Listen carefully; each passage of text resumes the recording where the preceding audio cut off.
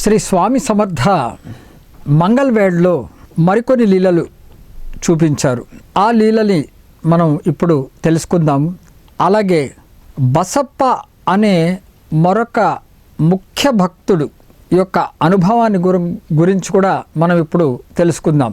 ఒకసారి స్వామి సమర్థ ఈ మంగళవేడలో ఉన్నప్పుడు వారు ఒక మురికి ఉన్న ప్రదేశంలో పడుకుని ఉన్నట్ట. స్వామి సమర్థ దత్తాత్రేయులు వారి యొక్క అవతారం చాలా చిత్రమైనదండి. వారి చర్యలు కానీ వారి చూస్తుంటే మనకి అరే ఏమిటి ఇలా ఇలా ఇలా ఎలా ఉంటారు అనేటటువంటి ఒక మనకి సంకోచం ఏర్పడుతూ ఉంటుంది. మరి అలాంటి వారే అవధూతలు. వాళ్ళకి ఏది ఇది శుభ్రము పరిశుభ్రము లేకపోతే శుభ్రత లేదు, ఇది మంచి ప్రదేశం ఇది మంచి ప్రదేశం కాదు అని ఇలాంటి వాళ్ళకి ఏది ఉండదు. అన్నీ వాళ్ళ సమత్వంతో ఉంటారు. వాళ్ళు ఏ చూసినా కూడా వారికి సమభావంతో ఉంటుంది. వాళ్ళు అలాంటి వారే దత్తాత్రేయులు వారు, అలాంటి వారే అవధూత, అలాంటి వారే సద్గురువు. వారు పూర్ణ స్థితప్రజ్ఞత తత్వంతో ఉన్నటువంటి మహానుభావులు వాళ్ళు. మరి అలాంటి సద్గురువులు శ్రీ స్వామి సమర్థ ఒకసారి మంగళవేడలో ఉన్నప్పుడు ఒక మురికి ప్రదేశంలో వారు పడుకొని ఉన్నట్ట స్వామివారు. అక్కడ బసప్ప అనే ఒక అతను వచ్చాడు. ఇతను కూడా ఉత్తరోత్తర స్వామివారికి గొప్ప భక్తులు అవుతారు. మనం ఈ చరిత్ర చూస్తే మనకు ముందు మనకు తెలుస్తుంది. ఇందాక చోళప్ప గురించి చెప్పుకున్నాము, అలాగే ఇప్పుడు ఈయన కూడా గొప్ప భక్తుడు. ఈ బసప్ప కూడా ఉత్తరోత్తర మనకు తెలుస్తుంది ఆయన స్వామివారికి మంచి భక్తుడని. ఈ బసప్ప అనే అతను ఈ స్వామి సమర్థుని ఆ మురికి ప్రదేశంలో పడుకొని ఉండటం చూసి ఆశ్చర్యపోతాడు. ఎవరో ఈయన మహానుభావుడు ఇక్కడ వచ్చి పడుకున్నారు అనే విషయము ఆయన గ్రహిస్తాడు. ఎవరై ఉంటారు అని అనుకుంటూ ఉంటారు ఆయనను చూసి. మరి ఆయనేమో మామూలుగా పడుకొని ఉన్నారు. ఆయన తేజస్సు కానీ ఆయన చూసి నా సామాన్యమైనటువంటి మానవుడు కాదు కదా అని ఆ పడుకొని ఉన్నటువంటి స్వామి సమర్థం చూసి మనసులో అనుకుంటుంటే ఒక పక్కన నిద్రపోతున్నటువంటి స్వామి సమర్థ మరి వెంటనే లేచి ఇట్లా అన్నారట బసప్పతో, నేను ఎవరైతే నీకెందుకు.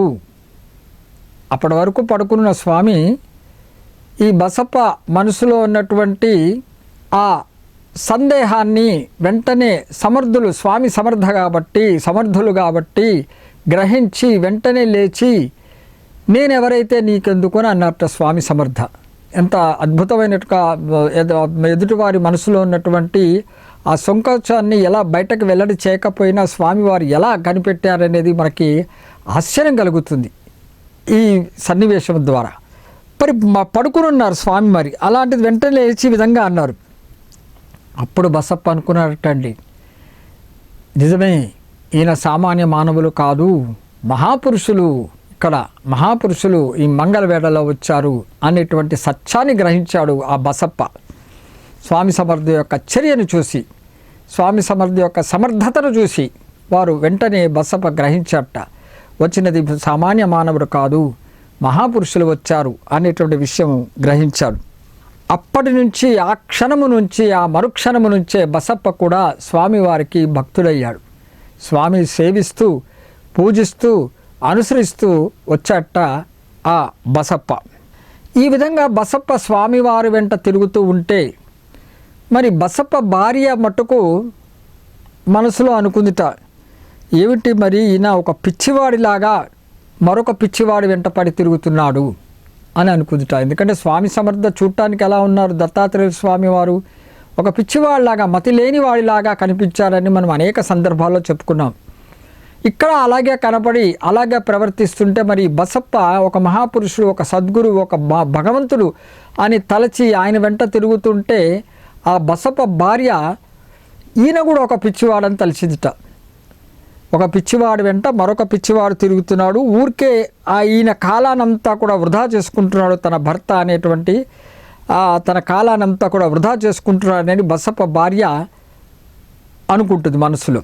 తన వ్యాపారం కూడా ఈ విధంగా తిరగడం ద్వారా దెబ్బతింటున్నది, తన వ్యాపారంలో కూడా నష్టం కలుగుతున్నది అనేటువంటి విషయము ఆ భార్య అనుకోవడం జరుగుతుంది. ఎందుకంటే పొద్దున్న లేస్తే మరి స్వామి వెంటనే వెళ్తున్నాడు, మరి పట్టించుకోవట్లేదు, వ్యాపారం గురించి కానీ, తనకు రావాల్సిన ధనం గురించి కానీ, మన సంసారం గురించి కానీ అవేమి పట్టక తిరుగుతున్నాడు. కాబట్టి ఈయన కాలాన్నంతా వృధా చేసుకుంటున్నాడు. మరి తద్వారా అనేక ఇబ్బందులు కలుగుతున్నటువంటి విషయము ఆ బసప్ప భార్య అనుకోవడం జరిగింది.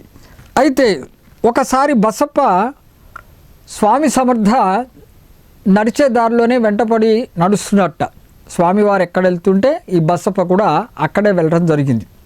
ఇలా వెళ్తుంటే స్వామివారు ఒక దట్టమైన చిట్టడవిలో తీసుకెళ్లారు బసప్పని. చాలా భయంకరమైన అడవిలో ఆ దారేమంటూ అలా తీసుకెళ్తూ బసప్పని కూడా తీసుకెళ్లారు అలాగే స్వామివారు. అక్కడ ఒక చోట స్వామివారు కుప్పలుగా పడిపోయిన పాములను చూపించటండి. ఎన్నో పాములు కుప్పలుగా పడున్నాయి అక్కడ. ఆ పాములని స్వామి సమర్థ బసప్పకి చూపించడం జరిగింది. బసప్ప ఆ దృశ్యాన్ని చూసి భయపడిపోయాట. మరి ఒకటి కాదు, రెండు కాదు కదండి, బోళ్ళడి పాములు కుప్పలుగా పడిపోవటం అంటే మనం ఒకసారి ఊహించుకుంటే ఆ దృశ్యాన్ని మనకి ఎంత భయం కలుగుతుందో మనమే గ్రహించవచ్చు. మరి సాక్షాత్తు తన కళ్ళ ఎదుట కుప్పలుగా పడిపోయినటువంటి పాములను చూసినటువంటి ఆ బసప్ప చాలా భయాందోళన చెందాడు, భయపడిపోయాడు. ఏం చేయాలో తెలియక చాలా భయపడిపోయాట ఆ బసప్ప. స్వామివారు పోని అంతటితో ఆగారా? స్వామి సమర్థ ఆగలేదు. బసప్పతో అన్నట్ట, నీకెన్ని పాములు కావాలో అన్నిటిని తీసుకుపో అన్నట్ట స్వామి సమర్థ. పాములు కావటం ఏంటండి, నీకు ఎన్ని పాములు కావాలనో అన్ని పాములు తీసుకెళ్ళండి. అసలు పాములతో ఏం చేసుకుంటారండి? భయంకరమైన విషసర్పాలని ఎవరు ఆశించి తీసుకుంటారు? మనకు ఒక ప్రశ్న, చిత్రమైన లీల ఇది. నీకు ఎన్ని పాములు కావాలో అని తీసుకుపోరా అన్నట్ట బసప్పని చూసి స్వామి సమర్థ. ఇటువంటి అవకాశం మళ్ళీ రాదు అని కూడా హెచ్చరించారట స్వామి సమర్థ బసప్పతో. ఇంత మంచి అవకాశం నీకు రాదురా, పట్టుకుపో ఈ పాములన్నిటి, నీకు ఎన్ని కావాలంటే అని తీసుకుపో అని ఒక అవకాశం ఇచ్చారట స్వామి సమర్థ. పైపెచ్చి ఇటువంటి అవకాశం నీకు రాదు అని హెచ్చరించారట స్వామి సమర్థ. మరి బసప్ప స్వామి సమర్థ యొక్క మాట మీద ఎంత విలువ ఉంచి, ఎంత విశ్వాసం ఉంచి, దృఢ నమ్మకముతో విశ్వాసముతో అక్కడ ఉన్నది విషసర్పమైన పాముల కుప్పైనా మరి ఆ స్వామి సమర్థ ఆజ్ఞానుసారము ఆయన ఒక పెద్ద పామును తీసుకుని మూటలో కట్టుకున్నట్టండి బసప్ప. ఎంత గురువాజ్ఞను పాటించాడో మనము ఇక్కడ ఆలోచించవలసిన విషయము. మరి గురువుకి అంకితం కావాలి అంటే గురువాజ్ఞని పాటించవలసినదే. గురువు ఎలా చెబితే అలా మనము పాటించవలసిందే అనే విషయం మనం గ్రహించాలి. అప్పుడే గురువానుగ్రహం కలుగుతుంది. మనము గురువు సాన్నిధ్యంలో మనము ఉండటానికి ఒక అవకాశం కలుగుతుంది అనేటువంటి విషయం, అలాంటి అర్హతను మనం సంపాదించుకోగలుగుతాం అనే విషయం మనం గ్రహించాలి. మామూలుగా గురువు దగ్గర పోయి నేను గురువు దగ్గర శిష్యుడిని అని చెప్పుకుంటే కాదండి.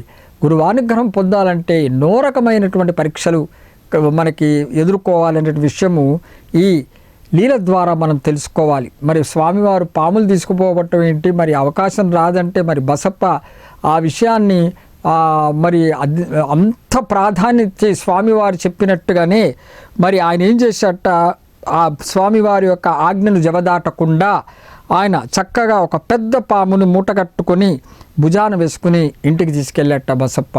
స్వామి చెప్పినట్టుగానే పెద్ద పామును తీసుకున్నాడు, చాలా పెద్ద పాముని తీసుకుని అది మూటలో కట్టుకుని తీసుకెళ్ళట. ఎటువంటి భయము, ఆందోళన, చింత పడకుండా స్వామి ఆజ్ఞ ప్రకారం స్వామి ఆజ్ఞకి అంత ప్రాధాన్యత ఇచ్చి స్వామి నాకున్నారు, ఎటువంటి భయము లేదు అనేటువంటి ఆ తలంపుతో బసప్ప ఇంటికి చేరాడు ఆ మూటను పట్టుకుని. మరి భుజాన వేసుకున్నటువంటి ఆ మూటని ఇంటికి తీసుకువెళ్ళి ఆ మూటని కింద దింపి ఆ మూట విప్పి చూసేటంటే బసప్ప. అందులో ఏముంది? నిజానికి పెద్ద పాము ఉండాలి, పెద్ద పామును కదా ఆయన కట్టుకుని తీసుకువెళ్ళింది. మరి ఆ మూటలో పెద్ద పాము లేదు కదా, ఒక బంగారు కడ్డీ ఉందిటండి. అందులో బంగారు కడ్డీ ఉంది. స్వామివారి యొక్క అనుగ్రహం చూడండి. ఒక పెద్ద పామును, విషసర్పాన్ని నీకు ఇలాంటి అవకాశము రాదురా అని ఎందుకు చెప్పారో ఇప్పుడు మనకు అర్థమైంది కదా.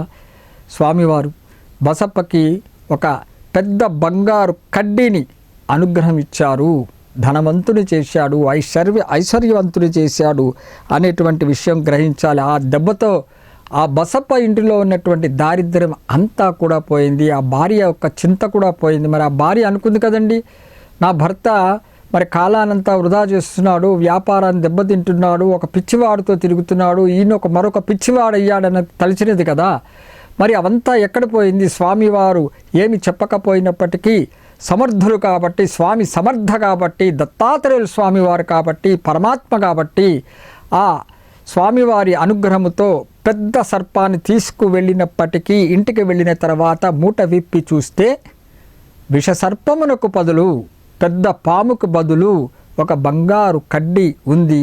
ఆ దెబ్బతో ఆ కుటుంబీకులకు ఐశ్వర్యవంతులయ్యారు. తర్వాత వారి యొక్క దారిద్ర్యం అంతా కూడా తొలగిపోయిందనే విషయము మనం గ్రహించాలి. ఈ లీల, ఇటువంటి అద్భుతమైనటువంటి లీల దేశమంతా వ్యాపించిపోయింది. స్వామి సమర్థ యొక్క పేరు ప్రఖ్యాతులు మరి అక్కడ ఉన్నటువంటి చుట్టుపక్కల గ్రామంలో అంతా కూడా మారుమోగిపోయింది. ఇది సామాన్యమైనటువంటి లీల కాదు కదండి, అద్భుతమైనటువంటి లీలలు ఇవన్నీ కూడా. స్వామివారి దత్తాత్రేయ స్వామివారి అద్భుతమైన లీలలు ఇవన్నీ కూడా. అక్కలకోట మహారాజు గారి అద్భుతమైన లీలలు ఇవి. ఈ లీలలు చుట్టుపక్కల మరి గ్రామస్తులందరికీ కూడా తెలిసిపోయింది. అందరూ కూడా ఆశ్చర్యచకితులయ్యారు. ఏమిటి ఇంత లీల, విషసర్పం ఏమిటి, బంగారు కడ్డిగా మారిపోవటం ఏంటి, దరిద్రంతో ఉన్నటువంటి ఆ కుటుంబీకులు మరి వారు బుటాబొటిన బతుకుతున్నటువంటి ఆ సంసారం చెందినటువంటి ఆ ఇద్దరు దంపతులు కూడా మరి వారి దారిద్ర్యం పోయి ఐశ్వర్యవంతులు అయిపోయారు కదా అని అందరికీ కూడా ఆశ్చర్యచకితులైపోయారు ఈ లీల ద్వారా. అంటే శ్రీ దత్తాత్రేయ స్వామి వారు ఒక భక్తుడిని భయంకరంగా పరీక్షిస్తాడనే విషయం మర్చిపోకూడదు. వారి యొక్క పరీక్ష అలాగే ఉంటుంది. దత్తుడిని నమ్ముకున్న వాళ్ళకి మరి అవధూత అయినా జగద్గురువు అయినా గురువులకే గురువు, పూర్ణ జ్ఞానులు వాళ్ళు. ఆ స్వామివారు పూర్ణ జ్ఞాని, మరి బ్రహ్మ విష్ణు మహేశ్వరులు, సృష్టి స్థితి లయకారుడు అయినా మరి అటువంటి వారిని మనము అటువంటి సద్గురువు రూపంలో వచ్చినటువంటి ఆ పరమాత్మ మరి అటువంటి సద్గురు చరణాలు పట్టుకోవాలంటే అనేకమైనటువంటి పరీక్షల్లో మనము నెగ్గవలసి వస్తుంది, ఎదుర్కొనవలసి వస్తుంది. గురువానుగ్రహము చేత నెగ్గితే మనము దత్తుని యొక్క సాన్నిహిత్యంలో మనం సాంగత్యంలో మనం అందరం కూడా ఉండవచ్చు అనే విషయము గ్రహించాలి. దత్తావతార రూపుడైనటువంటి స్వామి సమర్థ అలాంటి పరీక్షను మరి ఈ బసప్పకి చూపించారు అనే విషయము మనము గ్రహించాలి.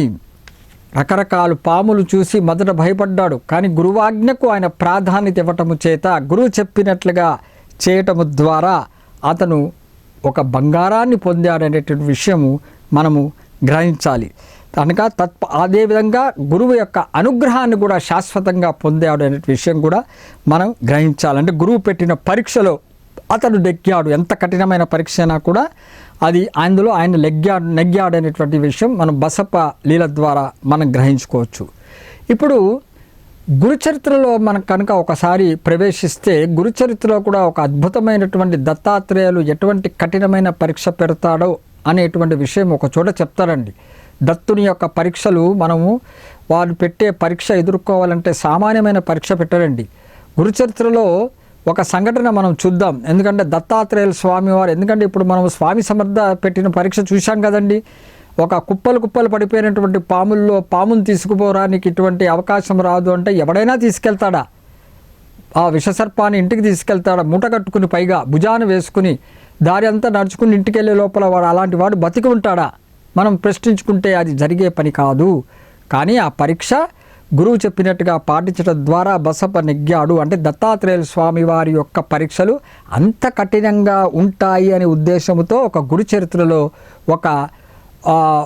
మనం ఒక అద్భుతమైనటువంటి దత్తాత్రేయ స్వామి వారి కఠిన పరీక్షను గురించి ఇప్పుడు ఒకసారి మనం చూద్దాం. చాలా ముఖ్యమైన సంఘటన. ఎందుకంటే దత్తావతారాలమైనటువంటి ఈ నృసింహ సరస్వతి కానీ, శ్రీపాదులు కానీ, నృసింహ సరస్వతి స్వామి వారు కానీ, మాణిక్య ప్రభుల వారు కానీ, స్వామి సమర్థ అక్కలకోట మహారాజు కానీ, షిరిడి సాయిబాబా గారు కానీ, గజానన మహారాజు కానీ, ఇలా అందరు అవధూతులు అందరూ కూడా వారు పెట్టే పరీక్షలు అంత కఠినంగా ఉంటాయని రుజువు చేయడానికే మూలమైనటువంటి దత్తాత్రేయ స్వామి వారు ఎటువంటి పరీక్ష పెట్టాడో ఒక భక్తుడికి అనే విషయం గురించి ఇప్పుడు చూద్దాము. ఆ దత్తుడు ఎంత కఠినమైన పరీక్ష ఒక భక్తుడు పెట్టాడు. ఆ భక్తుడి పేరే విష్ణుదత్తుడు. విష్ణుదత్తుడు అనే ఒక అతను ఉన్నట్టండి. అతను బ్రాహ్మణుడు. అతను ఎప్పుడు కూడా నిత్యకర్మలు అవి శ్రద్ధగా చేస్తూ ఉండేవాడు. ఆ నిత్యకర్మలకి ఎంతో ప్రాధాన్యత ఇస్తూ ఆయన తన జీవనాన్ని గడుపుతూ వస్తూ ఉండేవారు. మరి అతని ఇంటి ముందు, ఆ విష్ణుదత్తుని ఇంటి ముందు ఒక పెద్ద మర్రి చెట్టు కూడా ఉందిట. ఆ ఇంటి ముందు అతను నిత్యం ఏం చేసేవాడంటే తన ఇష్టదైవమైనటువంటి దత్తాత్రేయుల స్వామి వారికి ఆ విష్ణుదత్తుడు నైవేద్యం పెడుతూ ఉండేవాడు. పితృలను వాళ్ళందరినీ తలుచుకుంటూ మరి ఆ మర్రి చెట్టు కింద ఆ పితృలని వాళ్ళ భూతబలిగా అన్నీ కూడా వారు నైవేద్యం పెడుతూ ఉండేవాడు. నిత్యకర్మలు చేస్తూ ఈ విధంగా ఆయన నిత్యం చేస్తూ ఉండేవాడు విష్ణుదత్తుడు అనేది. ఆయనకు అంతవరకే తెలుసు, కానీ ఆ మర్రి చెట్టు పైన ఒక రాక్షసుడు ఉన్నాడనే విషయం తెలియదు ఆ విష్ణుదత్తుడికి. ఎప్పుడైతే ఈయన తన తల్లిదండ్రులకి తన ముత్తాతలకి ఈ విధంగా నిత్యకర్మలు పెడుతూ వచ్చాడో, నైవేద్యంగా పెడుతూ వచ్చాడో, ఈయన వెళ్ళిపోయిన తర్వాత చెట్టు మీద ఉన్నటువంటి ఆ రాక్షసుడు వచ్చి ఆయన నైవేద్యాన్ని భుజిస్తూ ఉన్నట్ట.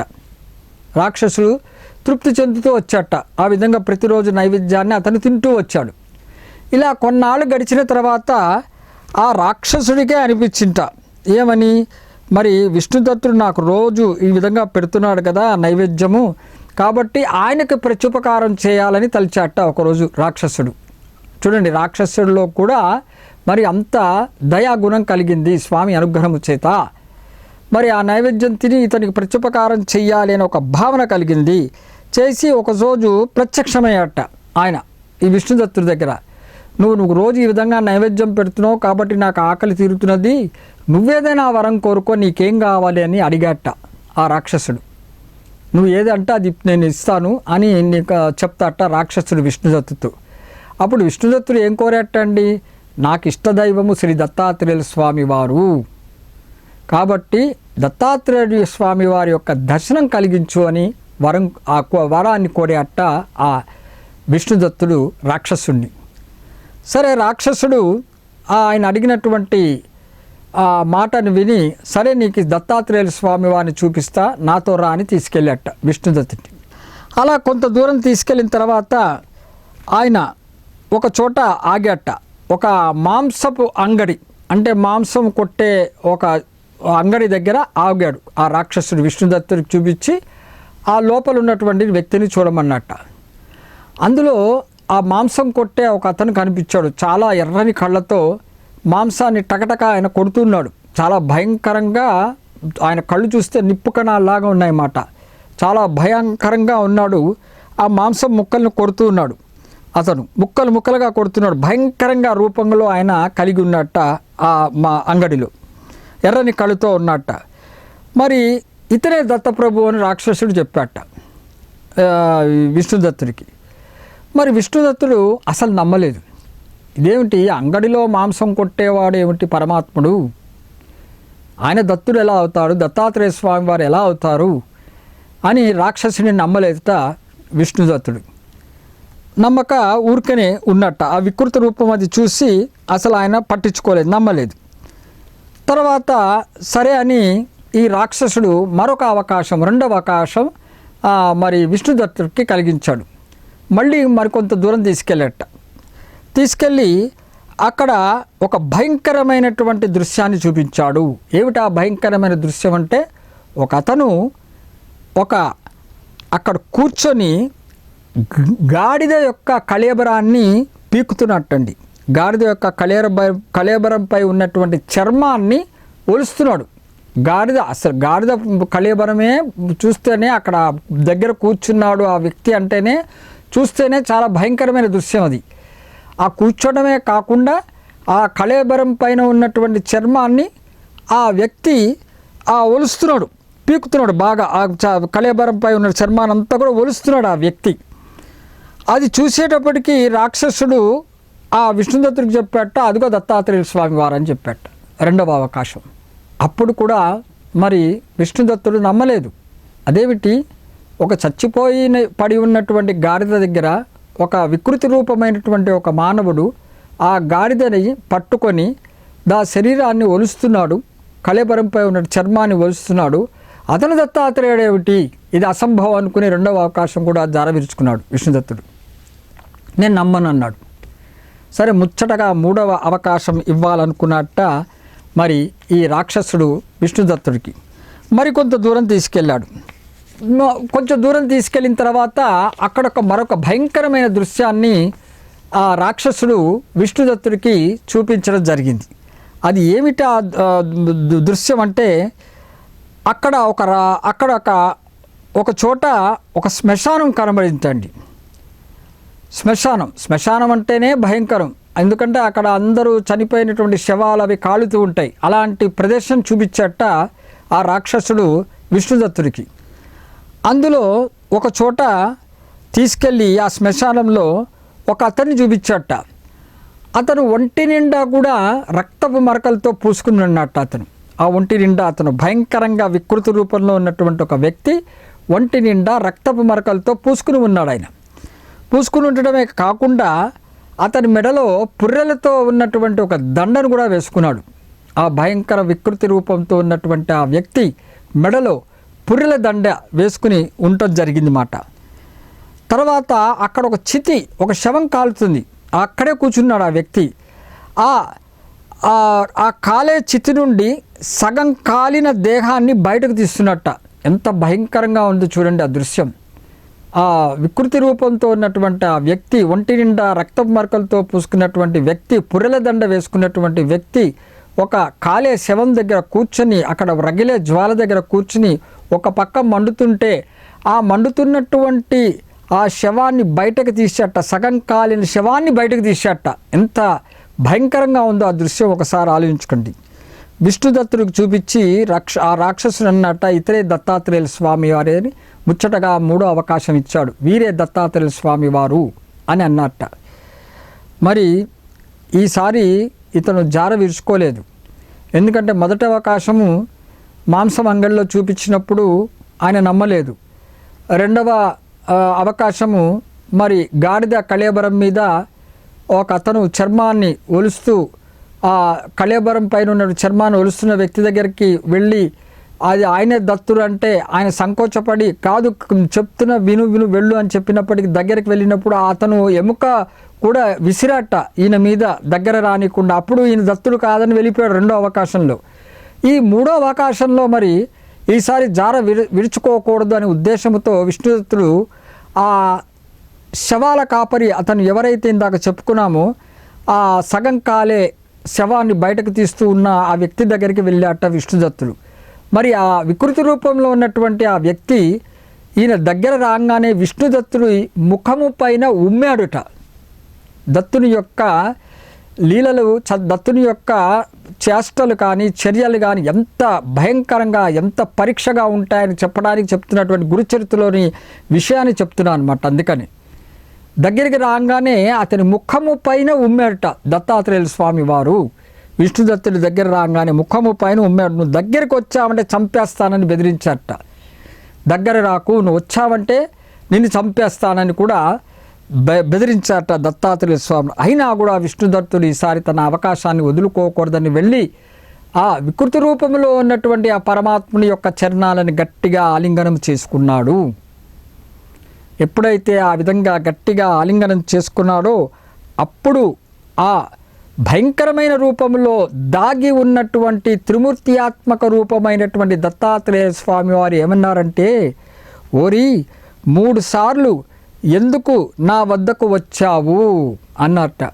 చూసారండి, 3 సార్లు ఎందుకు వచ్చావు అన్నట్ట. అంటే ఇందాక 2 రూపాయలు చెప్పాము మాంసం అంగడిలో ఉన్నటువంటి వ్యక్తి గురించి, గాడిద కళేబరంపై ఉన్నటువంటి చర్మాన్ని ఒలిచే వ్యక్తిని గురించి, ఇప్పుడు సగం కాలిన శవంని చితిలో నుంచి బయటకు తీస్తున్న గురించి వ్యక్తిని గురించి 3 గురించి చెప్పుకున్నాం. అందరూ దత్తాత్రేయులే అని చెప్తున్నారు స్వామివారు. మరి నువ్వు నా దగ్గర 3 సార్లు నా వద్దకు ఎందుకు వచ్చావు అని అడిగారట విష్ణుదత్తుడిని దత్తాత్రేయ స్వామివారు. దర్శనమిచ్చి తర్వాత స్వామివారు ఆ విష్ణుదత్తుడు రాక్షసుడికి ఏ విధంగా దత్తాత్రేయ స్వామిని దర్శించుకోవాలని కోరిక కలిగిందో, ఈ సన్నివేశం అయిన తర్వాత దత్తాత్రేయ స్వామి వాళ్ళు ప్రసన్నులై విష్ణుదత్తుడికి స్వామివారు దర్శనమిచ్చారు. ఇది గురుచరిత్రలో ఉన్నటువంటి విషయము. కాబట్టి దత్తాత్రేయుల స్వామి వారు చిత్రమైన రూపాలలో, విచిత్రమైన పరీక్షలతో భక్తులని పరీక్ష పెడుతూ ఉంటారు. అటువంటి భక్తులు ఎవరైతే దత్తాత్రేయ స్వామిని దృఢ విశ్వాసంతో నమ్ముకొని ఉంటారో వారిని అభయం ఇస్తారు, ఖచ్చితంగా శరణు వేడిన వారికి అభయం ఇస్తారు అనేటువంటి విషయం మనము గ్రహించాలి. అప్పుడు తను ప్రసన్నులవుతారు, ఆ పరమాత్మ ప్రసన్నులై తన నిజదర్శనాన్ని కలిగిస్తారు అనేటువంటి విషయం మనం గ్రహించాలి. కాబట్టి స్వామి సమర్థ అక్కలకోట మహారాజు గారు మరి ఇందాక మనం చెప్పుకున్నాము, ఈ బసప్ప అనే అతని భక్తుడు ఎక్కడైతే మనకి పాములని కుప్పలు కుప్పలుగా పడి ఉండడం చూపించి నీకెన్ని పాములు కావాలో అవన్నీ తీసుకుపోరా, మళ్ళీ ఇలాంటి అవకాశం రాదు అని చెప్పినప్పుడు మరి మొదట అతను భయపడినప్పటికీ తరువాత గురువాజ్ఞను పాటించి ఒక పెద్ద పామును మూట కట్టుకొని ఆ భుజం మీద వేసుకుని దారి పొడుగున తీసుకెళ్ళి ఇంటికి వెళ్ళిన తర్వాత మరి ఆ మూట విప్పి చూస్తే మరి ఒక బంగారు కడ్డీ కనిపించింది. ఆ మొదటి పరీక్ష ఎంత భయంకరంగా ఉంది. విషసర్పాన్ని తీసుకెళ్ళమన్నారు దత్తాత్రేయ స్వామి వారి అవతారమైనటువంటి శ్రీ స్వామి సమర్థ అక్కలకోట మహారాజు గారు. మరి స్వామి సమర్థ మాటని తూచా పాటించడం చేత ఆ బసప్ప తనకున్నటువంటి సమస్యలు కష్టాలు అన్నీ తొలగిపోయి ఐశ్వర్యవంతుడయ్యాడు, స్వామి అనుగ్రహానికి పాత్రులయ్యారు. మరి స్వామి యొక్క సాంగత్యానికి ఆయన అర్హతను పొందాడు అనే విషయం మనం గ్రహించాలి. కాబట్టి దత్తాత్రేయ స్వామి వారు ఎవరి జీవితంలో ఏ రూపములో ఎంతటి భయంకర రూపంలో కనిపిస్తారో, ఎంతటి కఠినమైన పరీక్షలు పెడతారో మనకి తెలియదు. ఆ స్వామివారిని మనం నిత్యము వారి యొక్క చరణాలను నమ్ముకొని దృఢ విశ్వాసముతో కనుక మనము స్వామివారిని మనం దృఢ విశ్వాసముతో నమ్మకంతో ఉండి నిత్యము అనునిత్యము స్వామిని మనం స్మరణ చేసుకుంటే ఆ స్వామివారు మనకి తప్పకుండా అనుగ్రహం ఇస్తారు. వారు పెట్టే పరీక్షలు మనము ఎదుర్కొనే శక్తిని కూడా కలుగజేస్తారు. చివరికి ప్రసన్నులై ఆ స్వామివారే నేననేటువంటి దర్శనం కూడా కలుగజేస్తారనేటువంటి విషయం మనము గ్రహించాలి.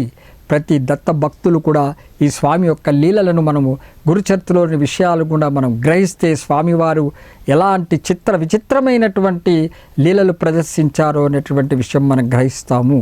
కాబట్టి దత్తాత్రేయ స్వామి ఎన్ని రూపాల్లో వచ్చినప్పటికీ అనేకమైన రూపాల్లో మరి ఒక్కొక్క రూపంలో చూపించినటువంటి విచిత్రమైనటువంటి లీలలు కనుక మనం పరిశీలిస్తే ఆ దత్తుడు ఎంత ఆ మహిమాన్వితుడో ఆ లీలను చూపించే చివరికి ఆయన కరుణించి తన భక్తుల్ని ఏ విధంగా అనుగ్రహిస్తాడో అనే విషయము మనము ఈ లీలల ద్వారా మనము తెలుసుకున్నాము.